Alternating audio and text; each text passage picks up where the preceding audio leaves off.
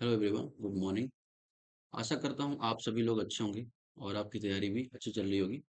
मेरा नाम दिवस द्विवेदी है और मैं घटना सूत्र की इस पहल में आप सभी का एक बार फिर से स्वागत करता हूँ।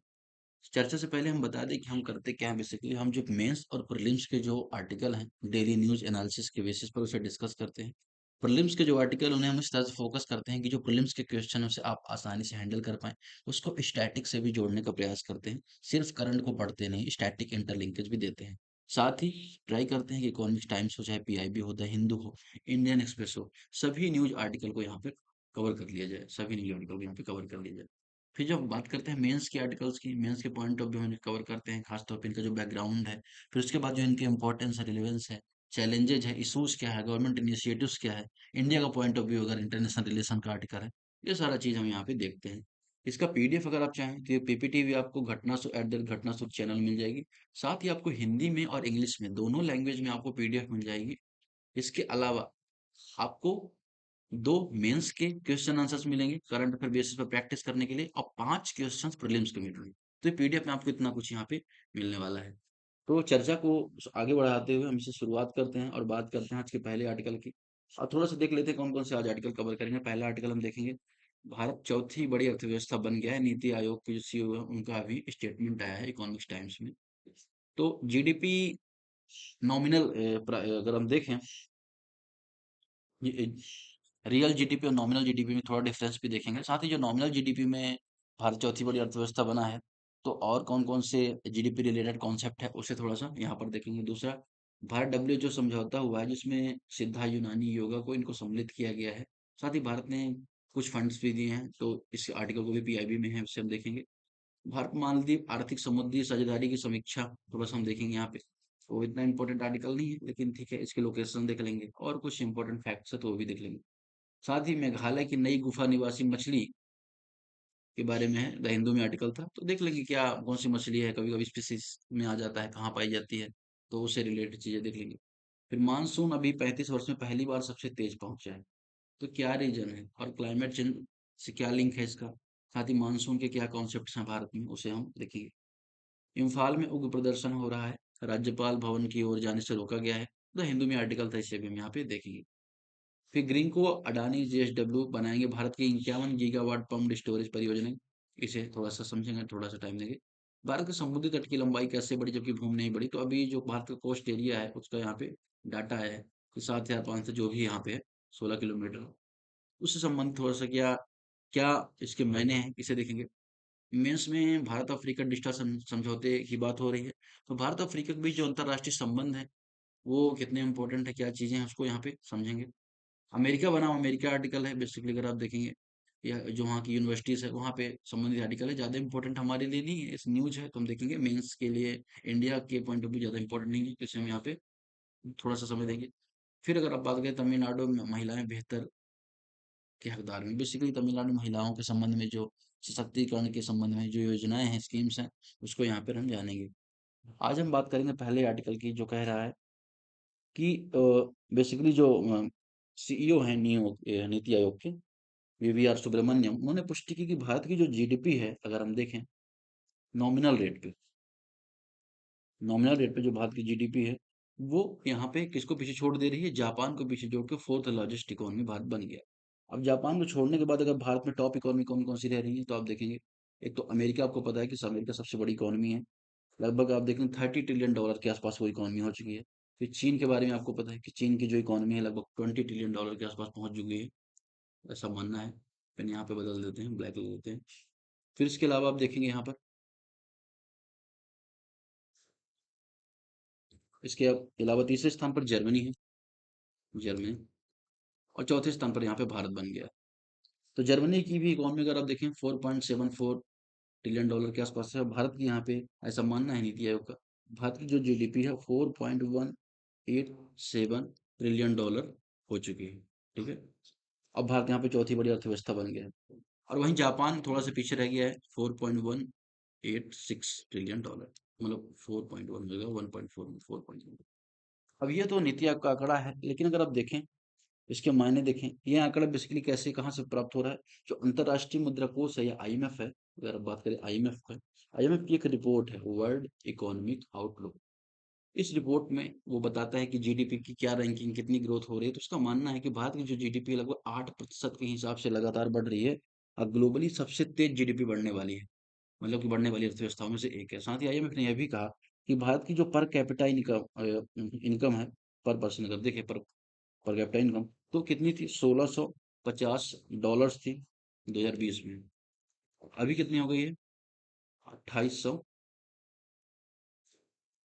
$2850 हो गई है 2025 में। तो यहाँ पे आप देखें जो पर कैपिटा इनकम है उसमें भी कहीं ना कहीं यहाँ पे बढ़ोतरी देखने को मिली है। ये बेसिकली आंकड़ा यहाँ पे बता रहा है।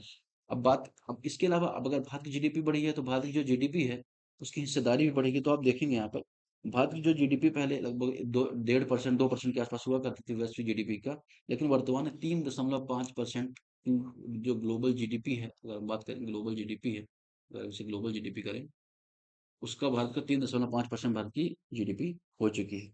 ठीक है, ये तो यहाँ पे बात हो गई। अब उसमें बेसिकली उनका मानना है कि जो हमने इंफ्रास्ट्रक्चर डेवलपमेंट किया है, रैपिड इंफ्रास्ट्रक्चर बढ़ाया है, डिजिटल इकोनॉमी को हमने बूस्ट दिया है, उस वजह से यहाँ पे इकोनॉमी बढ़ रही है। ये प्रीलिम्स के संबंध में आर्टिकल था। अब लेकिन साथ में थोड़ा सा इसे हम स्टैटिक से जोड़ने का प्रयास करेंगे। सबसे पहले थोड़ा सा हम बात करेंगे जीडीपी आखिर क्या होती है। तो जीडीपी क्या होती है, जीडीपी के बारे में अगर आप बात करो तो जीडीपी क्या है, बेसिकली एक इकोनॉमिक इंडिकेटर है ना, नथिंग एल्स। इकोनॉमिक इंडिकेटर है जो एक निश्चित समय में, निश्चित टाइम में, पार्टिकुलर टाइम में, निश्चित समय में, एक निश्चित सीमा में, एक बाउंड्री में, है ना, मान के चलिए कोई देश है, ठीक है, उसकी बाउंड्री में टोटल जितनी गुड्स एंड सर्विसेज, वस्तु या सेवाएं हैं, उनका मॉनेटरी वैल्यू बताती है, कितना बढ़ा कितना हुआ, मॉनेटरी वैल्यू बताती है। सपोज करिए ये भारत है ना, भारत के अंदर अगर हम बात करें या भारत के क्षेत्र में या भारत के अधिकार के तहत जो भी एक समय पीरियड में, एक साल में जो भी जीडीपी में गुड्स एंड सर्विसेज में जो वृद्धि हुई, मॉनेटरी वैल्यू जो वृद्धि हुई, उसको जीडीपी यहाँ पे बताता है। अब जीडीपी के बारे में बात करें तो जीडीपी को मेजर करने के तीन तरीके बेसिकली होते हैं, तीन मेजर तरीके होते हैं। एक तो होता है प्रोडक्शन मेथड। ये सीए पता किया जाता है कि जो जीडीपी एक आर्थिक क्षेत्र में बेसिकली, जैसे मान चलिए एक इकोनॉमिक एरिया में एग्रीकल्चर है, प्राइमरी सेक्टर है, सेकेंडरी सेक्टर है और टर्शियरी सेक्टर है, कितना उत्पादन हुआ, इन तीनों को जोड़ा जाता है बेसिकली प्रोडक्शन मेथड। ठीक है, मान के चलिए 30 रुपए का गुड्स एक देश में उत्पादित हुआ, 30 रुपए की सर्विसेज है ना, 40 रुपए का अदर कुछ, तो 30 30 60 प्लस 100 रुपीज जीडीपी होगी एक देश की। ठीक है, प्रोडक्शन मेथड पर। फिर देखा जाता है कि तीनों लेवल पर बराबर होना चाहिए। प्रोडक्शन हो गया, ये हो गया। एक्सपेंडिचर मेथड पर दूसरा होता है कि एक देश में कितना खर्च हुआ, बेसिकली ये भी लगभग सिमिलर ही आता है, 100 के आसपास ही आएगा, क्योंकि यहाँ पर 30 रुपए का तो किसी ने तो खर्च किए, यहाँ पे भी किसी ने खर्च किया। तो एक्सपेंडिचर मेथड में भी अगर आप देखें जो जीडीपी आती है, उसमें जो कंजप्शन एक्सपेंडिचर है अगर आप देखें, इसके अलावा इन्वेस्टमेंट है, गवर्नमेंट एक्सपेंडिचर है, सरकारी खर्च है, वह अगर आप देखें शुद्ध निर्यात, शुद्ध निर्यात बेसिकली क्या, जितना हम एक्सपोर्ट करते हैं, एक्सपोर्ट माइनस इम्पोर्ट को काउंट किया जाता है, एक्सपोर्ट माइनस इम्पोर्ट। तो यहाँ पे अगर हम फार्मूला अगर देखें इसका क्या हो जाता है, फार्मूला फार्मूला इसका ये हो जाता है, consumption plus investment plus government expenditure, export minus import. तो ये फार्मूले से अगर आप देखें एक्सपेंडिचर मेथड से आप जीडीपी कैलकुलेट कर सकते हैं। फिर तीसरा मेथड क्या होता है, आय, इनकम मेथड। इनकम मेथड कि सभी देश के नागरिकों द्वारा जो टोटल आय अर्जित की जाती है, टोटल आय कमाई जाती है भारत के पूरे नागरिकों द्वारा, उसे यहाँ पे क्या माना जाता है, जीडीपी माना जाता है इनकम मेथड के द्वारा। ये तो हमने देख लिया कि जो जीडीपी मेथड है कितने तरीके से यहाँ पे मेजर किया जाता है। अब हम थोड़ा सा नजर डालें यहाँ पर जीडीपी के टाइप कितने होते हैं। अब देखिए टाइप भी हमें डिस्कस इसलिए करना जरूरी है, बेसिकली अगर आप देखेंगे ना, नॉमिनल जीडीपी की यहाँ पे बात हो रही है, नॉमिनल जीडीपी। अब तो देखिए दो तरह की जीडीपी को काउंट किया जाता है, एक तो होता है नॉमिनल जीडीपी, दूसरा होता है रियल जीडीपी। अब इन दोनों में डिफरेंसेस क्या है, ये बहुत ज्यादा जरूरी है आपको जानना। अगर हम बात करें तो जो नॉमिनल जीडीपी होता है ना, वो करंट प्राइस पर होता है, करंट प्राइस पर होता है, चालू वर्ष के मूल्य पर होता है वस्तु सेवाओं के। लेकिन जो रियल जीडीपी होता है वो उसका बेस ईयर होता है, आधार वर्ष के आधार पर होता है, बेस ईयर के आधार पर उसको मेजर किया जाता है। इसको मैं भी एग्जांपल बताऊंगा, आपको तुरंत समझ में आ जाएगा। अब इसमें क्या है, इन्फ्लेशन एडजस्ट नहीं होता, इन्फ्लेशन भी दिख जाता है, इन्फ्लेशन से भी जो कीमत बढ़ती है उसको उसका प्रभाव दिख जाता है। इसमें क्या होता है, इन्फ्लेशन एडजस्टेड होता है, एडजस्ट किया जाता है। ओके, ये क्या है, कीमतों में वृद्धि के आधार पर जीडीपी में वृद्धि बताता है। मान लीजिए चलिए बहुत सारी वस्तुओं की कीमत बढ़ रही है, जीडीपी वृद्धि हो रही है, पर इसमें क्या है, इसमें रियल जो जीडीपी ग्रोथ है वो बताता है, रियल। अब इसको एग्जांपल समझिए बहुत आसानी से। सपोज करिए आप एक सीमा में रहते हैं, आप एक देश में रहते हैं, ठीक है, ये मैं इसको मान चलो नॉमिनल जीडीपी है, नॉमिनल जीडीपी, और ये हो गया रियल जीडीपी, रियल जीडीपी। या इसको ऐसा करते हैं, इसको हम नॉमिनल जीडीपी रियल जीडीपी ना करके इसको हम क्या करते हैं, यहाँ पे ईयर ईयर कर देते हैं, वर्ष कर देते हैं। सपोज करिए यहाँ पे ईयर कितना था, 2024, ठीक है। ये हो गया 2025, ठीक है। इसको भी यहाँ पे लाइन ले लेते हैं, ठीक है यहाँ पे।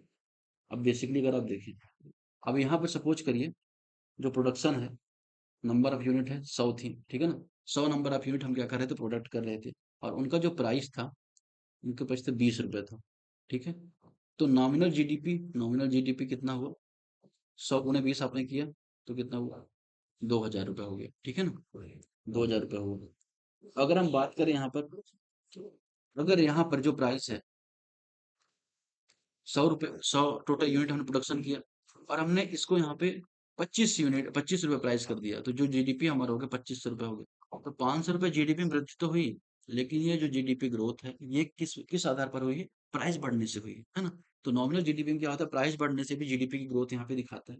लेकिन जो रियल जीडीपी होता है, बेसिकली बताता है कि सच में किसी गुड्स एंड प्रोडक्ट्स का उत्पादन बढ़ा या नहीं बढ़ा। तो ये यहाँ पे आर्टिकल था, इसे हम यहाँ पर देख। अगला आर्टिकल बात करें हम, जो बात करता है किसके बारे में, भारत डब्ल्यूएचओ समझौते से संबंधित है, उसके बारे में थोड़ा सा देखते हैं। अब क्या समझौता हुआ है, इसके बारे में थोड़ा सा नजर डालते हैं।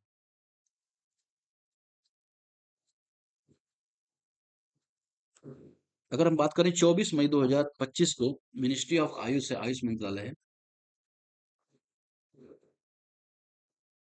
आयुष मंत्रालय उसने ऐतिहासिक समझौता किया डब्ल्यूएचओ के साथ। और उसके समझौते के बाद जो पारंपरिक चिकित्सा पद्धति को international classification of health intervention में शामिल किया जाएगा, ऐसा यहाँ पे डब्ल्यूएचओ को मानना है। तो यहाँ पे ऐसा मानना है आयुष मंत्रालय का, कि क्या हो रहा है यहाँ पे कि जो पारंपरिक चिकित्सा मेथड है भारत में, जैसे सिद्धा हो गया, यूनानी हो गया, आयुर्वेद हो गया, योगा हो गया, इनको यहाँ पे क्या किया जा रहा है, बढ़ाया जा रहा है, इनको यहाँ पे शामिल किया जा रहा है डब्ल्यूएचओ में, ठीक है। Give me a second.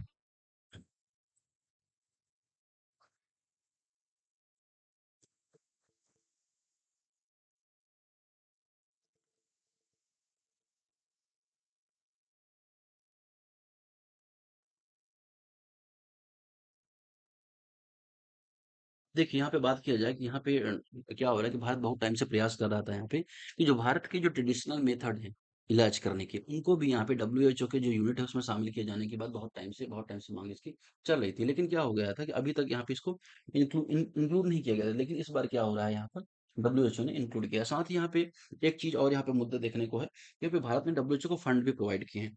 अब फंड जब प्रोवाइड किया, तो थोड़ा सा यहाँ पे मुद्दा ये आ जाता है कि डब्ल्यूएचओ की फंडिंग मेथड है क्या है, क्योंकि डब्ल्यूएचओ के बारे में हमने कई बार डिस्कशन किया है कि डब्ल्यूएचओ कब स्टैब्लिश किया गया था, जैसे 1948 में स्टैब्लिश किया गया था, क्या यूनिट्स है, वो सारी चीजें हमने देखी हैं। लेकिन अगर हम फंड के बारे में देखें, तो दो सोर्सेज बेसिकली यहाँ पे डब्ल्यूएचओ को फंड के दिखाई देते हैं। पहला सोर्स यहाँ होता है एसेस्ट कंट्रीब्यूशन, या अनिवार्य योगदान होता है। दूसरा यहाँ पर होता है वॉलेंट्री, वॉलेंट्री कंट्रीब्यूशन। तो दो तरह के सोर्स यहाँ पे दिखाई देते हैं। और जो अनिवार्य योगदान होता है, या एसेस्ट कंट्रीब्यूशन होता है डब्ल्यूएचओ में, वो कैसे होता है, उसमें बेसिकली सभी सदस्य जो देश होते हैं, वो गणना करके बेसिकली आप देखें, अनिवार्य रूप से एक अमाउंट देते हैं किसको, डब्ल्यूएचओ, जिससे डब्ल्यूएचओ क्या कर सकते हैं, वर्क कर पाए। हम्म, ये डब्ल्यूएचओ के जो कोर वर्क होते हैं उनके लिए होता है ना। तो बेसिकली जो डब्ल्यूएचओ कितना परसेंट हो जाएगा ये, इसमें जो 15 से 20% डब्ल्यूएचओ का टोटल फंड होता है, उसमें से बेसिकली एसेट का 15 से 20% पार्टिसिपेशन होता है। फिर उसके बाद हम देखें, वॉलेंट्री कंट्रीब्यूशन आ जाता है। वॉलेंट्री कंट्रीब्यूशन में बहुत सारे कंट्रीज होते हैं, इंटरनेशनल ऑर्गेनाइजेशंस होते हैं, बहुत सारे डोनेटर होते हैं, प्राइवेट संस्थाएं होती हैं, ये बेसिकली क्या करते हैं, इनको फंड देते हैं। जैसे कोविड टाइम पे डब्ल्यूएचओ को वॉलेंट्री फंड मिला, ये बेसिकली 80 से 85% डब्ल्यूएचओ को फंड होता है। और मेजर अगर हम एक्सपोर्ट मेजर फंड जो प्रोवाइडर के बारे में बात करें, तो वो कौन कौन से है डब्ल्यूएचओ के, जापान है ना, यूएस है, इसके अलावा चाइना है, ये इसके मेजर जो फंड प्रोवाइडर है। अब हम बात करते हैं यहाँ पे और क्या चीजें हुई हैं। बेसिकली ये जो समझौता हुआ है, ये डब्ल्यूएचओ के जो महानिदेशक हैं, डॉक्टर टेड्रोस एडनाम घेब्रेयेसस, और जो आयुष मिनिस्ट्री के सेक्रेटरी हैं वैद राजेश कोटेचा, उनकी बेसिकली प्रेजेंस में हुआ है। और अगर बात करें भारत इसमें बेसिकली बात की $3 मिलियन का भारत यहाँ पे योगदान भी देगा WHO को, ये यहाँ पे बात हुई है। अभी में क्या हुआ कि प्रधानमंत्री मोदी ने जो 25 मई को मन की बात की, उसके 122 एपिसोड में इस इनिशिएटिव को उन्होंने यहाँ पे और इसकी उपयोगिता को यहाँ पे उन्होंने बताया है। तो इस आर्टिकल के बारे में थोड़ा सा यहाँ पे था। अब अगर बात करें जिसको यहाँ पे शामिल किया गया है ICHI में, ICHI इसे बोला जाता है international classification of health intervention. इसके बारे में बात करें तो ये बेसिकली WHO द्वारा विकसित किया गया फ्रेमवर्क है। ICHI ये WHO द्वारा विकसित फ्रेमवर्क है। और ये बेसिकली जो वेरियस जो अगर आप देखें ट्रेडिशनल जो मेथड्स होते हैं, विभिन्न चिकित्सा हस्तक्षेप होते हैं, उनको ये क्या करता है, क्लासिफाई करता है कि ये एलोपैथी है, ये होम्योपैथी है, इसमें ये चीज होनी, इसमें ये चीज होनी चाहिए। तो जो भारत की जो क्या कहते हैं ट्रेडिशनल मेथड्स थे, उनको यहाँ पे इंक्लूड किया गया। ये बेसिकली इस आर्टिकल के बारे में था। अगला आर्टिकल बात करेगा भारत मालदीव आर्थिक समुद्री सुरक्षा साझेदारी समझौते के बारे में। तो बेसिकली अगर आप देखें, भारत मालदीव के जो विदेश मंत्री के बीच में एक समझौता हुआ है, एक एग्रीमेंट हुआ है, जहाँ पे उनका पर्पज ये है कि जो बायलैटरल रिलेशंस हैं भारत और मालदीव के, उसको यहाँ पे सुधारा जाए। ये यहाँ पे बात हुई थी और इसकी जो वार्ता नई दिल्ली में हुई है, यहाँ पे कोऑपरेशन की बात हुई है, खासतौर पे समुद्री एरिया में। फिर उसके अलावा इंफ्रास्ट्रक्चर डेवलपमेंट को लेकर बात हुई है। फिर भारत की जो पॉलिसी आपको पता है, नेबरहुड फर्स्ट पॉलिसी, जिसमें भारत अपने पड़ोसियों की मदद करता है बिना किसी लाभ के, तो उसको भी भारत सरकार ने यहाँ पे दोहराया है। तो यह बैठक यहाँ पे हुई है, जो दोनों के बीच जो समझौते हैं, दोनों के बीच जो संबंध है, उनको बेहतर करने की दिशा में यहाँ पे प्रयास करेगी। ये तो थोड़ा सा यहाँ पे इस आर्टिकल के बारे में था। अगर हम बात करें मालदीव, जिसकी कैपिटल माले है, और हाल के वर्षों में 2024 के आसपास हमारे भारत के जो कुछ भारत ने कुछ हेलीकॉप्टर्स गिफ्ट किए थे मालदीव को, उन्होंने इसे वापस कर दिया था। बेसिकली चाइना के इन्फ्लुएंस में आ गया था, लेकिन बाद में अगर आप देखेंगे इंडिया की डिप्लोमेसी के थ्रू इसको फिर से रिलेशन को इन्होंने बैलेंस किया है और इंडिया की जो इम्पोर्टेंस है उसको समझा है, और यहाँ पर ये इकोनॉमिक और ओशन एग्रीमेंट यहाँ पे साइन हुआ है। अगले आर्टिकल के बारे में बात करते हैं मेघालय की नई गुफा निवासी मछली सतही जलधाराओं में ढल रही है। बेसिकली क्या कह रहे हैं यहाँ पे, मेघालय में एक नई ट्रोग्लोबाइटिक मछली मिली है। अब वो बेसिकली अगर आप देखें, ये मछली बेसिकली आप देखें कि जो सतही और भूमिगत दोनों जल में अनुकूलन का समान क्षमता प्रदर्शित करती है। बेसिकली ये सरफेस में भी और जो जमीन के नीचे जो जल रहता है, उन दोनों में भी अनुकूलित हो सकती है, उन दोनों को अडॉप्ट कर सकती है। उसके बारे में यहाँ पे बात हो रही है। अब यहाँ पे कुछ नहीं, इसका नाम आपको इम्पोर्टेंट थोड़ा सा आपको नाम याद रखना है, और आपको नोट्स में मिलेगा भी, SCHISTURA, शिस्टुरा सिजुनेसिस आप इसे कह सकते हैं, या मतलब जो भी प्रोनाउंस करना चाहें, इसका ये नाम है। इसकी बेसिकली क्वालिटी जैसे कि हल्के पीले रंग की होती है, येलो रंग की होती है। पिगमेंट का इम्पैक्ट इसके बॉडी में नहीं दिखाई देता। 2024 में अगर आप देखें, इसको खोज किया गया था, जो गुवाहाटी यूनिवर्सिटी है और मणिपुर यूनिवर्सिटी ने से यहाँ पे खोजा था। इसके बारे में यहाँ पे थोड़ा सा आर्टिकल, बेसिकली इसकी खासियत ये है कि कम ऑक्सीजन वाले एरिया में भी ये पनप सकती है, वहाँ पे रह सकती है, इसलिए यहाँ पे आर्टिकल थोड़ा सा हमने इसे डिस्कस कर लिया। पूछा जा सकता है कि कहाँ पाई जाती है, लोकेशन बेसिस क्वेश्चन यहाँ पे पूछे जा सकते हैं। अगला आर्टिकल बात करेगा भारत में महाराष्ट्र में जो मानसून पहुंचा 35 वर्षों में सबसे आगे। बेसिकली अगर आप देखें, ऐसा मानना है कि जो मानसून लगभग 7 जून के आसपास आना चाहिए, लेकिन इस बार मानसून क्या 25 तारीख को ही कहाँ पहुंच गया है, महाराष्ट्र पहुंच गया है। 25 तारीख को मानसून पहुंच गया, तो चर्चा ये उठ रही है कि आखिर ये मानसून इतनी जल्दी क्यों आ रहा है। IMD ने इसकी पुष्टि की है। तो अगर हम बात करें, इससे पहले अगर बात करें तो 1960 में भारत में जो मानसून है सबसे शीघ्र में आया था। उसके बाद अभी ऐसा हुआ है कि भारत में जो मानसून है सबसे पहले आया है। अगर हम बात करें 25 मई तक प्रोबेबिलिटी थी, जो दक्षिण कोंकण है, फिर जो महाराष्ट्र है, साउथ महाराष्ट्र है, कर्नाटक तक यहाँ पे पहुंच गया है, ऐसा यहाँ पे मानना है। बेसिकली यहाँ पे हमने इस चीज को देखा। अब अगर हम बात करें कि मानसून होता क्या है, थोड़ा सा नजर डालें तो मानसून क्या है। मानसून बेसिकली क्या है, एक पवन की प्रणाली है। बेसिकली एयर का एक सिस्टम, एक पैटर्न है जो एक दिशा की तरफ बढ़ता है। अगर क्या होता है आप देखेंगे, अगर हम मैप यहाँ पे देखें,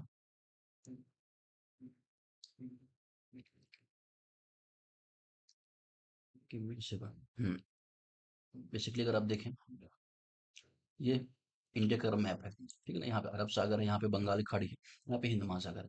तो यहाँ पे आप देखेंगे टेम्परेचर हाई होता है, टेम्परेचर हाई होता है। ये पूरे एरिया में अगर आप देखेंगे गर्मी के आसपास टेम्परेचर बहुत ज्यादा बढ़ जाता है, और जहाँ टेम्परेचर ज्यादा होता है वहाँ पे क्या होता है, प्रेशर कम होता है। और इस एरिया में अगर आप देखेंगे हाई प्रेशर होता है, हाई प्रेशर से लो प्रेशर की तरफ हवाएं चलती हैं, और ये हवाएं अरब सागर से पानी उठाती हैं, और भारत की जो लो प्रेशर है और हाई हाई टेम्परेचर है, उसको फिल करने का प्रयास करती है। और मानसून इस एरिया में अगर आप देखें, वेस्टर्न घाट्स एरिया में सबसे पहले प्रवेश करता है। केरला में अगर माना जाता है कि मेन लैंड में केरला में आता है, पर वैसे सबसे पहले अंडमान में आता है, लेकिन मेन लैंड में ऐसा माना जा रहा है कि केरला में आता है। तो 1 जून को बेसिकली यहाँ पे प्रवेश करता है भारत में मानसून। लेकिन अभी क्या हो रहा है इस बार, क्लाइमेट चेंज की वजह से, बहुत सारे रीजन्स की वजह से, अलीनो लालीना का इम्पैक्ट है। इस बार जो अलीनो का जो इम्पैक्ट है वो नहीं रहेगा, लानीना का लानीना मजबूत रहेगा। इस वजह से भी अगर आप देखें तो यहाँ पे जो मानसून है, जल्दी पहुंच रहा है। इस समय में बेसिकली आर्टिकल था, हमने थोड़ा सा यहाँ पे देखा। बेसिकली आपको चीजें पता होंगी, क्योंकि आपको पता गर्मी में आईटीसीजेड है। आईटीसीजेड है इंटर ट्रॉपिकल कन्वर्जन जोन, ये बेसिकली इस एरिया में रहता है। और जहाँ पे ये रहता है वहाँ पे हमेशा आप देखेंगे टेम्परेचर हाई रहता है, प्रेशर लो रहता है, और हवाओं का रुख पता है कि हाई प्रेशर से लो प्रेशर की तरफ चलती है, जिस वजह से कि अगर आप देखें यहाँ पर मानसून का आगमन होता है। फिर हम अगले आर्टिकल पर बात करेंगे, जो इम्फाल में उग्र प्रदर्शन के बारे में है। तो अगर बात करें मणिपुर की जो कैपिटल है इम्फाल है, उसमें रविवार को, इस संडे को, एक बेसिकली देखें माहौल देखा गया कि जब जो वहाँ के सिटीजन्स हैं वो राज्यपाल या गवर्नर के भवन की तरफ क्या कर रहे थे, मार्च कर रहे थे या विरोध कर रहे थे। और केंद्र सरकार के विरुद्ध यहाँ पे थोड़ा सा उनका विरोध था। ये बेसिकली जो कल्चरल आइडेंटिटी है उसमें अपमानजनक कुछ टिप्पणी हुई थी, उस संबंध में था। तो यहाँ पे सुरक्षा बलों ने उनको रोका और रोकने का प्रयास किया।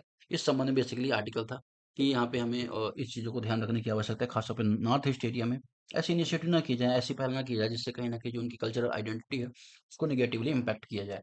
अगर हम बात करें यहाँ पर कि कौन कौन सी मेजर ट्राइब्स हैं नॉर्थ ईस्ट में, नॉर्थ ईस्ट में अगर देखें या हम बेसिकली मणिपुर में देखें, तो मणिपुर में कौन कौन सी ट्राइब है ये इंपॉर्टेंट हो जाती है। थाडो ट्राइब है मणिपुर में। मणिपुर की सबसे बड़ी ट्राइब जिसे बोला जाता है, इसका जो बेसिकली जो जीवन शैली है वो क्या है, कृषि है। फिर उसके अलावा टेंगखुल ट्राइब है, यहाँ पे टेंगखुल ट्राइब है। उसके अलावा माओ ट्राइब है जो मणिपुर में पाई जाती है। गाओ मेई जो मणिपुर में पाई जाती है ट्राइब है। मरान ट्राइब है। तो इस तरह से बहुत सारी ट्राइब्स यहाँ पे पाई जाती हैं। बेसिकली अगर आप देखें संविधान का जो आर्टिकल है, कॉन्स्टिट्यूशन का जो आर्टिकल 342, जिसके अंतर्गत राष्ट्रपति को पावर होती है 342 में, कि वो क्या कर सकता है, किसी जाति को एसटी का दर्जा दे सकता है। उस संबंध में अगर आप देखें तो जो ये मणिपुर है, यहाँ पे 34 जो ट्राइब है उनको यहाँ पे एसटी के दर्जे में दिया गया है। तो मणिपुर में गुलाम जाओ नेशनल पार्क है, जो तैरता हुआ नेशनल पार्क, वो भी आपको पता है। इसके अलावा वहाँ पे जो कल्चर देखें तो तोंगखुल एक डांस होता है मणिपुर में, और झो डांस, दो डांस होते हैं यहाँ पे जो इम्पोर्टेंट है, कभी यूपीएससी इनके बारे में पूछ सकता है। इसके अलावा और क्या चीज़ है, इसके अलावा आप देखें जो कुकी और नागा का जो कॉन्फ्लिक्ट है मणिपुर में देखने को मिला था, कि नागा जो कॉन्फ्लिक्ट है, ये यहाँ पे मणिपुर में देखने को मिला था। तो इस तरह से आप देखें, इस टॉपिक के बारे में देखें, इस तरह से क्वेश्चंस भी बनाए जा सकते हैं कि discuss the ethnic diversity and challenges faced by tribal community in Manipur. जो मणिपुर में ट्राइबल कम्युनिटी है उसके द्वारा जो एथनिक और जो डाइवर्सिटी है उसके जो चैलेंजेस देखने को फेस फेस कर रही है, उसके बारे में आप यहाँ पे कमेंट कीजिए, इस बारे में यहाँ पे पूछा जा सकता है। फिर अगला आर्टिकल बात कर रहा है, ग्रीन को अडानी जेएसडब्ल्यू बनाएंगे भारत की 51 गीगावाट पम्प्ड स्टोरेज परियोजना। अब बेसिकली क्या है, भारत स्वच्छ जो ऊर्जा है या क्लीन एनर्जी है उसके लिए भारत आगे बढ़ रहा है, और भारत पम्प्ड स्टोरेज परियोजना में इन्वेस्ट कर रहा है। पम्प्ड स्टोरेज जो स्कीम है उसके बारे में देखें तो वो होता क्या है। पम्प स्टोरेज जो स्कीम होती है, इसमें कम बिजली, पानी के ऊंचे ऊंचे जलाशय में पंप किया जाता है, ठीक है ना, जब कम बिजली की मांग होती है तो। और जब अधिक मांग होती है, अधिक मांग के समय पानी को नीचे छोड़कर बिजली उत्पन्न की जाती है। यह प्रणाली बेसिकली क्या करती है, ऊर्जा को स्टोर करती है, एनर्जी को स्टोर करती है। सॉरी, आज थोड़ा तबीयत डाउन है, इस वजह से क्या है कि डिस्कशन भी लेट हुआ है, और लगातार अभी चक्कर आ रहे हैं। पर थोड़ा सा इसे हम जल्दी करते हैं, कंप्लीट करते हैं, फिनिश करते हैं। तो यहाँ पे मेन जो एनर्जी है उसके लिए भारत यहाँ पे आगे बढ़ा, उस संबंध में यहाँ पे आर्टिकल था जिसे हमने यहाँ पर देखा, पम्प स्टोरेज के बारे में। बेसिकली यहाँ पे 3 कंपनियां इन्वॉल्व हो रही हैं, ग्रीनको है, अडानी ग्रीन्स है, जेएसडब्ल्यू एनर्जी है, ये यहाँ पे साथ में काम कर रही हैं। इसके बारे में थोड़ा सा हमने यहाँ पे देख लिया। अगले आर्टिकल की तरफ बढ़ेंगे, आप देखेंगे भारत के समुद्री तट की जो लंबाई कैसे बढ़ी, इसके बारे में थोड़ा सा आर्टिकल है। थोड़ा सा हम यहाँ पे देख लेते हैं कि भारत की जो तट रेखा है उसके बारे में। अगर हम बात करें भारत की जो कोस्ट लाइन है वो कितनी है, लंबी है, 7,516 किलोमीटर लंबी है भारत की जो कोस्ट लाइन। और जो मेन लाइन है अगर आप देखें, मेन लाइन को मिला के 13,000 के आसपास किलोमीटर ये हो जाता है। अब उसमें भी अगर आप देखेंगे जो मेजर सेक्शन है किसमें है, वेस्टर्न घाट्स में। वेस्टर्न घाट्स में जो मेजर सेक्शन है उसमें 2600 किलोमीटर किसका है, वेस्टर्न घाट्स का है। जिसमें अगर आप देखिए कि गुजरात से लेके जो केरल है यहाँ तक का जो रीजन आ जाता है, जो पश्चिमी जो तट होता है उसके अंतर्गत आ जाता है। पश्चिमी तट बेसिकली वेस्टर्न कोस्ट की बात है, वेस्टर्न घाट्स की नहीं। तो वेस्टर्न कोस्ट अगर आप देखें आपको यहाँ पे कितना बड़ा मिल जाता है, सॉरी वेस्टर्न कोस्ट 1400 किलोमीटर का मिल जाता है, 1400 km का। और जो ईस्टर्न कोस्ट है, ईस्टर्न कोस्ट यहाँ पे 2600 किलोमीटर का मिलता है। अब इन दोनों खासियत ये है कि जो वेस्टर्न कोस्ट है यहाँ पे डेल्टा नहीं बनता है, लेकिन ईस्टर्न कोस्ट में डेल्टा बनता है। यहाँ पे जो वेस्टर्न कोस्ट में बेसिकली एस्चुरीज बनाती हैं रिवर्स ज़्यादातर, और जो ईस्टर्न कोस्ट है यहाँ पे रिवर्स डेल्टा बनाती हैं। और जो पोर्ट है, कुछ इंपॉर्टेंट पोर्ट है, जैसे मुंबई है, कांडला है, कोच्चि है, वेस्टर्न कोस्ट में आता है। वहीं सुंदरबन, चेन्नई, विशाखापट्टनम भी ईस्टर्न कोस्ट में आता है। अगर हम बात करें यहाँ पे कि सबसे जो बड़े स्टेट्स के जो तट हैं, पोर्ट हैं, उनके बारे में थोड़ा सा देखें, तो गुजरात का पोर्ट सबसे बड़ा है। गुजरात का जो कोस्ट है वो सबसे बड़ा होता है। लगभग आप देखेंगे 12 से 14 किलोमीटर जो गुजरात का जो कोस्ट है, तट रीजन है। उसके बाद आंध्र प्रदेश, उसके बाद आंध्र प्रदेश में बेसिकली अगर आप देखेंगे, आंध्र प्रदेश ही है। ऐसा माना जाता है 972 किलोमीटर के आसपास इसका कोस्ट है। फिर तमिलनाडु है, फिर उसके बाद महाराष्ट्र है ना, फिर उसके बाद केरला है। तो ये बेसिकली क्रोनोलॉजी होती है, अगर लंबाई के आधार पर पूछा जाए कि सबसे बड़ी जो तट रेखा, तट सीमा किसकी, गुजरात की है, फिर आंध्र प्रदेश की है, तमिलनाडु की है, उसके बाद महाराष्ट्र और केरला की है। ये यहाँ पे थोड़ा प्रेम संबंधी कुछ बातें थी, ये हमने यहाँ पर देखी। फिर अफ्रीका समझौते संबंधी के आर्टिकल, उसको यहाँ पे थोड़ा सा देख लेते हैं। यहाँ पे बात ये हो रही है कि भारत और अफ्रीका के बीच जो नवीनीकृत डिजिटल साझेदारी स्थापित करने के लिए एक अवसर यहाँ पे बन रहा है, कि भारत जो अफ्रीका के बीच डिजिटल जो चेंजेस है अफ्रीका में भी कहीं ना कहीं उतने नहीं हो पाए। भारत यहाँ पे इस स्पेस को फिल कर सकता है और डिजिटल जो चेंजेस हैं यहाँ पे ला सकता है। क्योंकि अगर आप देखेंगे भारत का जो डिजिटल पब्लिक इंफ्रास्ट्रक्चर है वो काफी बेहतर है, और इसमें वो अफ्रीका की यहाँ पे मदद कर सकते हैं। उस संबंध में यहाँ पे बात हो रही है। डीपीआई के बारे में बात है, भारत का जो डीपीआई प्रणाली है, डिजिटल पब्लिक इंफ्रास्ट्रक्चर, जैसे आधार है, यूपीआई है, डिजी लॉकर है, उमंग ऐप है, इस तरह के जो ऐप बनाए गए हैं भारत, इससे कहीं ना कहीं आप देखें गवर्नेंस को और बेहतर किया गया है। साथ ही लोगों को मदद करने का प्रयास किया गया है। इस तरह से अफ्रीका में कुछ किया जाए जिससे अफ्रीका में अगर आप देखें प्रॉपरली बेहतर व्यवस्था बन पाए। इस संबंध में बेसिकली आर्टिकल था। तो हम इसको थोड़ा सा भारत अफ्रीका संबंधों से यहाँ पे जोड़ते हैं हम। अगर हम बात करें यहाँ पर, अगर हम बात करें यहाँ पे, तो भारत अफ्रीका के जो संबंध है ऐतिहासिक रूप से, कल्चरली, पॉलिटिकली बहुत गहराई से जुड़े हुए हैं। क्योंकि भारत भी कहीं ना कहीं कॉलोनिज्म का शिकार रहा है, और अफ्रीका भी कहीं ना कहीं कॉलोनिज्म का शिकार रहा है। भारत भी जब आजाद हुआ उसी टाइम पे अफ्रीकी कंट्री भी आजाद हुई है। इसलिए जो नॉन अलायंस मूवमेंट है उसमें अफ्रीकी देशों की भागीदारी दिखती है। फिर जो ग्लोबल साउथ की बात होती है जिसका भारत लीडर है, उसमें जो अफ्रीकी कंट्री, जो अफ्रीकी देशों में सबसे ज्यादा दिखाई देते हैं। ऐतिहासिक कल्चरली देखें तो गांधी जी का अफ्रीका से जुड़ाव था। लगभग 1893 से लेकर 1914, 1914 तक वो अफ्रीका में रहे। फिर उसके बाद नॉन अलायंस मूवमेंट जब बना भारत का, भारत बेसिकली जो गुटनिरपेक्ष आंदोलन था उसे भारत ने खड़ा किया। भारत ना यूएस के साथ साथ जाना चाहता था कोल्ड वॉर में, ना यूएसएसआर के साथ जाना चाहता था। फिर उस जो तीसरा ग्रुप एक बना, उसमें बहुत सारे अफ्रीकी देश यहाँ पे शामिल हुए। फिर हम बात करें भारत का जो अफ्रीका के साथ जो कॉपरेशन है, सहयोग है, इकोनॉमिकल एरिया में दिखता है। क्योंकि जो अफ्रीका का जो ट्रेड यूनियन है, जिसे अफस्टा बोला जाता है, उसमें भारत ने एक बेहतर रोल निभाया है। फिर 2022-23 में जो भारत का जो ट्रेड है 98.7 बिलियन डॉलर का रहा है। फिर उसके अलावा भारत अफ्रीका का जो तीसरा सबसे बड़ा ट्रेडिंग पार्टनर है, यह भी यहाँ पे हमने देखा। एनर्जी सेक्टर में हम देखें नाइजीरिया के साथ, सूडान के साथ, अंगोला के साथ हम क्या करते हैं, इंपोर्ट करते हैं। फिर एग्रीकल्चर का जो एग्रीटेक है, सिंचाई उपकरण है, टूल्स हम वहाँ पे उनको प्रोवाइड करते हैं। मोबाइल यूनिट्स हम वहाँ पे प्रोवाइड करते हैं उनको, सिम है, नेटवर्क है, इस सब के बारे में हम वहाँ पे उनको प्रोवाइड करते हैं। साथ ही स्ट्रेटेजिक कॉपरेशन हमारा दिखाई देता है। हम डिफेंस एक्सपो में भारत जो अफ्रीका के बीच जो डिफेंस एक्सपो होता है, फिर हम बेसिकली सागर जो रणनीति है हमारी, इसमें हम security and growth for all region की बात करते हैं। खासतौर पे इंडो ओशियन रीजन में बात, हिंद महासागर रीजन में, इंडियन ओशियन में, तो वहाँ पे अफ्रीका के बहुत सारे देश यहाँ पे पार्टिसिपेट करते हैं। फिर हम हेल्थ के सेक्टर में भी कहीं ना कहीं अफ्रीका की मदद कर पाते हैं और सहयोग कर पाते हैं। डिजिटल टेक्नोलॉजी में यूपीआई आधारित संबंध में भी हम यहाँ पे उनकी हेल्प कर रहे हैं। इसके अलावा भारत इंटरनेशनल जो सोलर अलायंस बना है, उसमें बहुत सारे अफ्रीकी देश भारत के साथ यहाँ पे सामने आए हैं। इसके अलावा आप देखें G20 में, अगर आप देखें भारत ने जो अफ्रीका को, अफ्रीकन यूनियन को शामिल करवाया है, उसमें भारत का बहुत बड़ा योगदान यहाँ पे दिखाई देता है। तो भारत का जो अफ्रीका का संबंध काफी बेहतर है। लेकिन चैलेंजेस भी कहीं ना कहीं दिखाई देते हैं आपको। चैलेंजेस में अगर आप देखें, जो चीन की जो पैठ है, चाइना को जो कहीं ना कहीं बेल्ट एंड रोड इनिशिएटिव में लोन या डेट ट्रैप में जो कंट्रीज आ रहे हैं, वो भारत के लिए चैलेंज, क्योंकि भारत उतनी बड़ी मात्रा में लोन प्रोवाइड नहीं कर सकता है अफ्रीका को। ये चैलेंज दिखता है। फिर इसके बाद जोग्राफिकल लॉजिस्टिक, फिर उसके अलावा जो, हाँ, बेसिकली आप देखें बहुत ज़्यादा डिस्प्यूट्स होते रहते हैं, कॉन्फ्लिक्ट होते रहते हैं, उसमें भारत वहाँ पे उतना हेल्प नहीं कर पाता है। साथ ही साथ अगर आप देखेंगे कम्युनिटी स्तर पर कहीं न कहीं जो एंगेजमेंट हमारी लिमिटेड है। फिर हम वे फॉरवर्ड की भी बात करते हैं कि जो डीपीआई की जी हम बात करें, डिजिटल पब्लिक इंफ्रास्ट्रक्चर भारत अगर वहाँ प्रोवाइड करता है तो काफ़ी इकोनॉमिक जो ग्रोथ देखने को मिलेगी, उसमें भारत की जो सॉफ्ट पावर है, इंटरनेशनल जो हमारी डिप्लोमेसी है, उसको भी कहीं ना कहीं बेहतर कर पाएंगे। ब्लू इकोनॉमी में हम इनको सहयोग कर सकते हैं। ये बेसिकली यहाँ पे बात हो रही है। अगर हम बात करें ऐसा कौन सा प्रश्न यहाँ पे बन सकता है, तो मेंस में आप देखेंगे ऐसा प्रश्न बन सकता है, भारत और अफ्रीका के जो रिश्ते हैं उनमें साझा विकास, विश्वास, वैकल्पिक वैश्विक व्यवस्था की ओर बढ़ रहे हैं। यह संबंध रणनीतिक नहीं बल्कि नैतिक विकासात्मक भी हैं।